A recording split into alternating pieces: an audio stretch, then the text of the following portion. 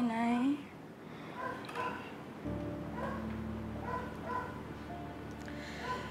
Asan ang daddy mo? Pagpapasensyahan mo na lang muna, ha? At nahihirapan din yun. Alam ko po, Nay. Kayo din po nahihirapan, Nay. Huwag na po kayo magkunwari sa akin, Nay. Pamilya po tayo, di ba? Pwede tayo mag-iyak sabay.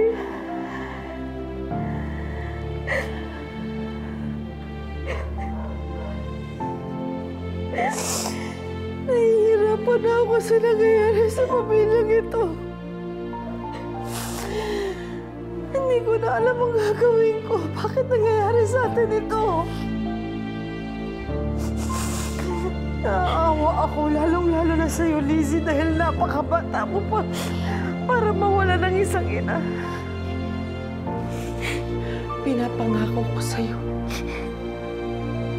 Hindi kita iiwan. Palagi akong nandito para sa'yo.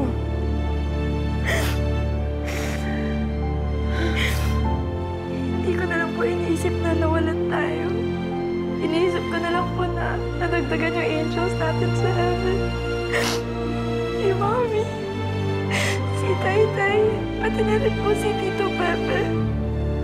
Nandiyan pa rin naman po sila nakapantay sa akin, di ba? Diba, Nanay?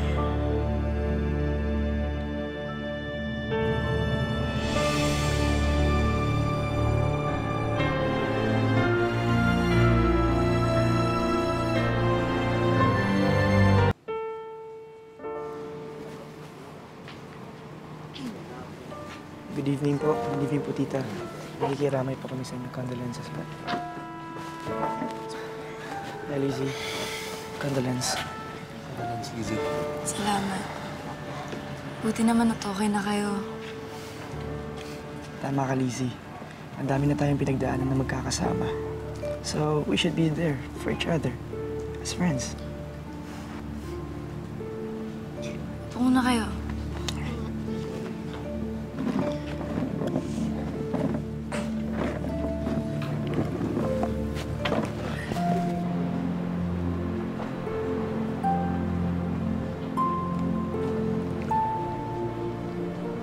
Good evening, ho.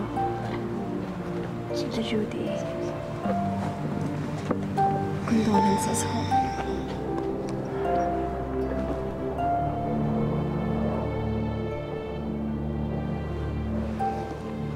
May maitutulong ho ba ako sa inyo? Salamat na lang.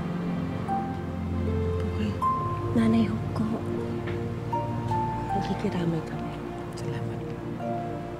Okay. Salamat, tita. Magkakala tayo. Sige po, mga kausap.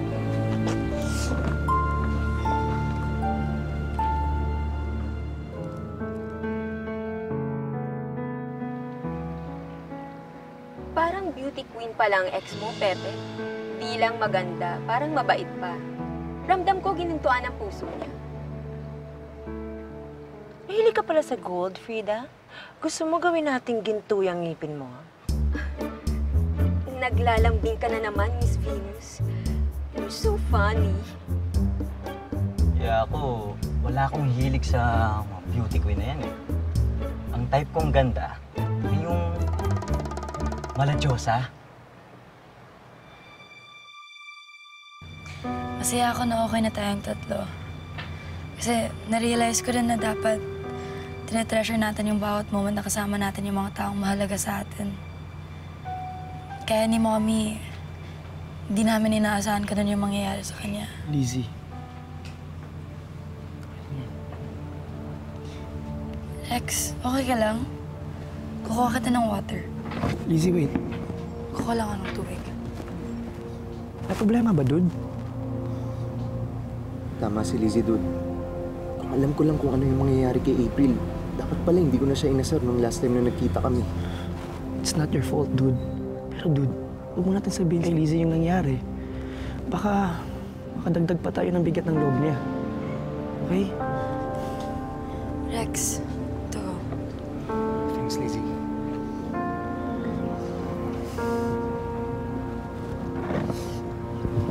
Lizzie, kung may magagawa kami just to cheer you up, sabihan mo lang kami, okay? Salamat.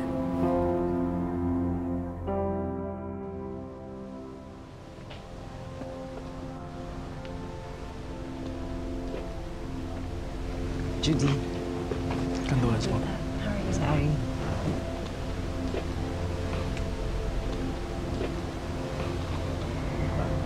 Sir. Kaloy. Excuse.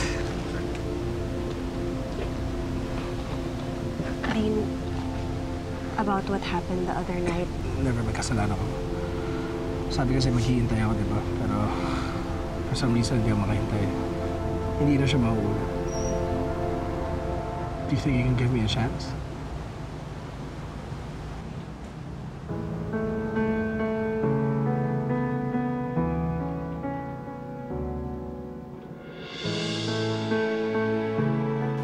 Kailangan ko na siya maubaya kay Dean. Talagang masaya siya doon.